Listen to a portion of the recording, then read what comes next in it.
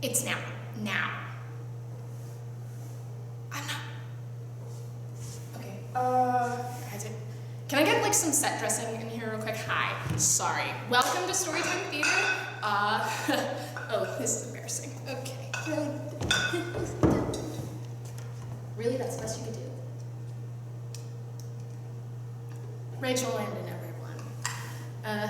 So hi, really was not really wasn't ready to do this today. I guess I'm gonna be reading you a story. I guess we're gonna go with whatever this blue book is.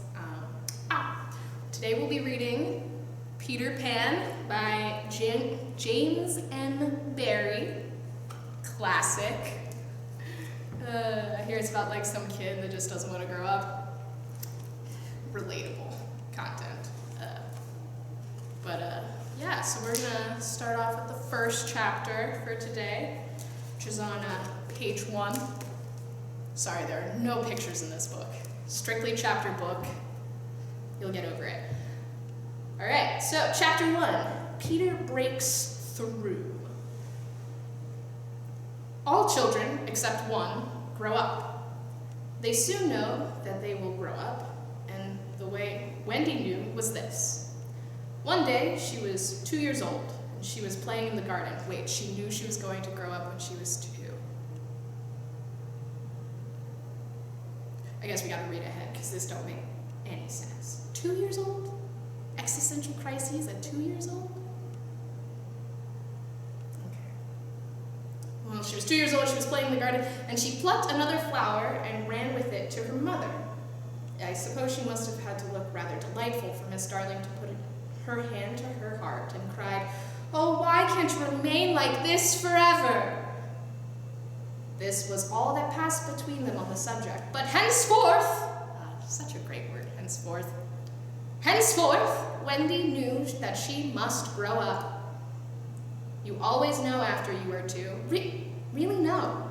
That's false advertising here for Mr. Barrie. No one knows when they're 2. They're too busy like picking flowers, finger painting, doing the Lord's work, which is nothing. 2 is the beginning of the end. Oh, this is why you read ahead. Because you get hit with the existential truth. 2 is the beginning of the end. Well, I think that should just be the end of the book right there. But no, we have so much more to go. Of course, they lived at 14. And until Wendy came, her mother was... Sparkles. I'm gonna do that again. Of course, they lived at 14, and until Wendy came, her mother was the chief one.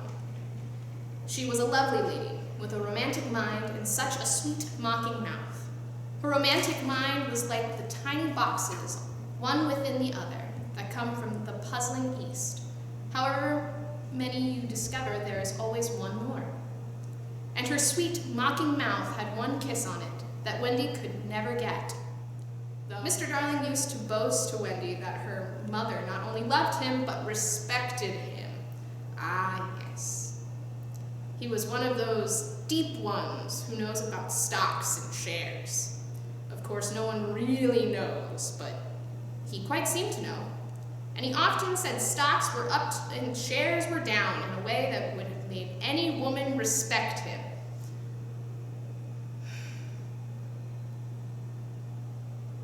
Just gonna let that sink in. Miss Darling was married in white, and at first she kept the books perfectly, almost gleefully, as if it were a game. Not so much as a Brussels sprout was missing. But by and by, whole cauliflowers dropped out, and instead of them, there were pictures of babies without faces. She drew them when she would have been totting up. They were Mrs. Darling's guesses. Guesses? Guesses?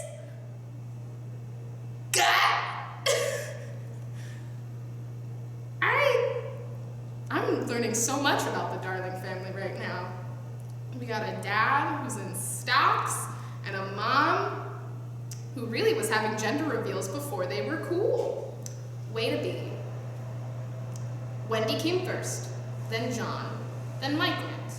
And soon, you might have seen the three of them going in a row to Miss Blossom's kindergarten school, accompanied by their nurse. Wait, so you're concerned about your budget for your children, but you've made room in the budget for a nurse. Priorities, am I right? Mrs. Darling loved to have everything just so, and Mr. Darling had a passion for being exactly like his neighbors. So, of course, they had a nurse. As they were poor, owing to the amount of milk the children drank, this nurse was a prim Newfoundland dog called Nana. She proved to be quite a treasure of a nurse. How thorough she was at bath time, and up at any moment of the night if one of her charges made the slightest cry. She would leave to her last day in old-fashioned remedies like rhubarb leaf and made sounds of contempt over all this newfangled talk about germs and so on. Oh, Nana, if you only knew. If you only knew. No nursery could possibly have been conducted more correctly, and Mr. Darling knew it. Yet sometimes he wondered uneasily whether the neighbors talked. He had his position in the city to consider. Nana also troubled him in another way. He had sometimes a feeling that she did not admire him. "I know she admires you tremendously, George," Miss Darling would assure him. And then she would sign to the children to be especially nice to Father. There never was a simpler and happier family until the coming of Peter Pan. Finally, title character boy arrives!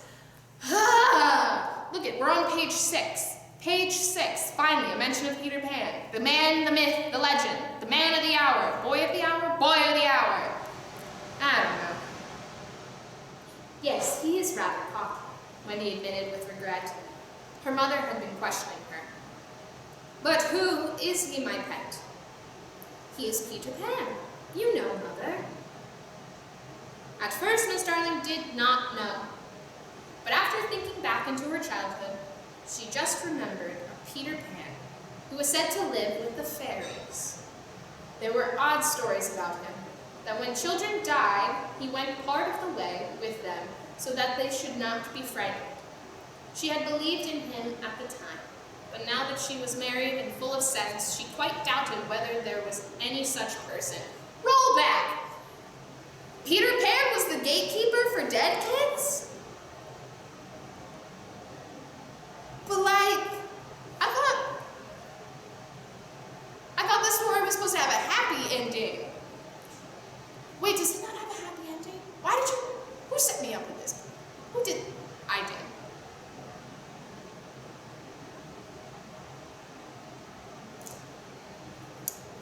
Let's continue on, shall we? Besides, she said to Wendy, he would be grown up by this time. Oh no, he's not grown up, Wendy assured her confidently. And he's just my size. She meant that he was her size in both mind and body. She didn't know how she knew it, she just knew it. Miss Darling consulted Mr. Darling, but he smiled. Cuckoo. Mark my words, he said. It is some nonsense Nana has been putting into their heads. Just the sort of idea a dog would have. Leave it alone, it will blow over. But it would not blow over, and soon the troublesome boy gave Miss Darling quite a shock. Some leaves of a tree had been found in the nursery floor, which certainly were not there when the children went to bed. And Miss Darling was puzzling over them when Wendy said with a tolerant smile, I do believe it is that Peter Pan... Made that drink too strong. I do believe it is it's that Peter again." "Whatever do you mean, Wendy?" "It is so naughty of him not to wipe," Wendy said, sighing. She was a tidy child. She explained in quite a matter-of-fact way that she thought Peter sometimes came into the nursery in the middle of the night and sat on the foot of her bed and played his pipes to her. Unfortunately, she never woke up, so she didn't know how she knew. She just knew. "What nonsense you talk, Precious. No one can get into the house without knocking." "I think he comes in by the window," she says. "My love, it's 3 floors up." "Weren't the leaves at the foot of the window, Mother?" It was quite true. The leaves had been found near the window. Mrs. Darling did not know what to think, for it all seemed so natural to Wendy that you could not dismiss it by saying she had been dreaming. "My child," the mother cried, "why did you not tell me of this before?" "I forgot," said Wendy lightly. She was in a hurry to get to breakfast. Oh, surely she must have been dreaming. But on the other hand, there were leaves. Miss Darling examined them carefully. They were skeleton leaves, but she was sure they did not come from any tree that grew in England. Boom, boom, boom. Certainly Wendy had been dreaming. But Wendy had not been dreaming, as the very next night showed, the night on which the extraordinary adventures of these children may have said to begin.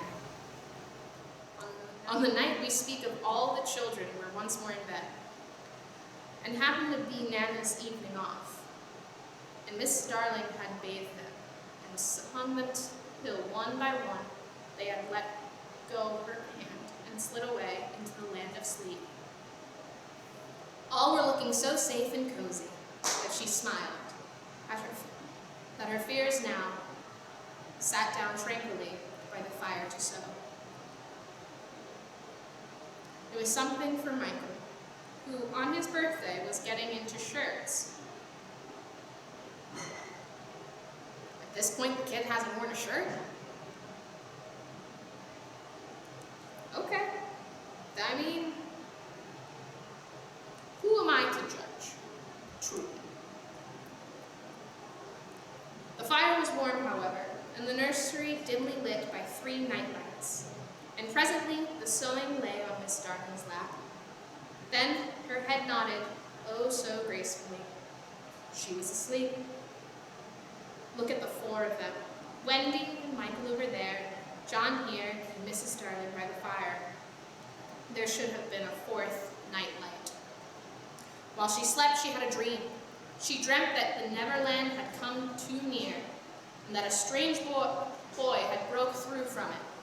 He did not alarm her, for she thought she had seen him before in the faces of many women who have no children. Perhaps he has been too fond of the faces of some mothers also. I don't know. Perhaps he is to be found in the faces of some mothers also. But in her dream, he had rent the film that obscures the Neverland, and she saw Wendy, John, and Michael peeping through the gap. The dream by itself would have been a trifle, but while she was dreaming, the window of the nursery blew open and a boy did drop on the floor. He was accompanied by a strange light, no bigger than your fist, which darted around the room like a living thing. And I think it must have been the light that wakened Mrs. Darling. She started up with a cry and saw the boy, and somehow knew at once that he was Peter Pan. If I, or you, or Wendy had been there, we would have seen that he was very like Mrs. Darling's kiss. He was a lovely boy, clad in skeleton leaves and the juices that oozed out of the trees. But the most entrancing thing about him was that he had all his first teeth.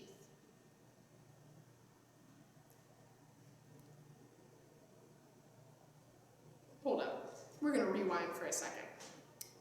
He was a lovely boy, clad in skeleton leaves, and the juices that oozed out of the trees, but the most entrancing thing about him was that he had all his front teeth. Those are some tiny teeth.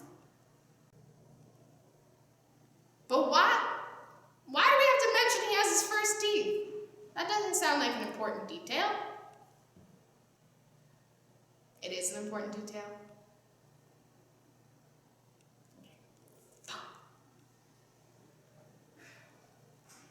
When he saw she was grown up, he gnashed his little pearls at her. And that, my friends, is the end of chapter 1 of Peter Pan. We leave you with the fact that Peter Pan is a lovely boy with tiny teeth, and he's gnashing them at this poor woman. Tune in next time when we go to chapter 2, The Shadow.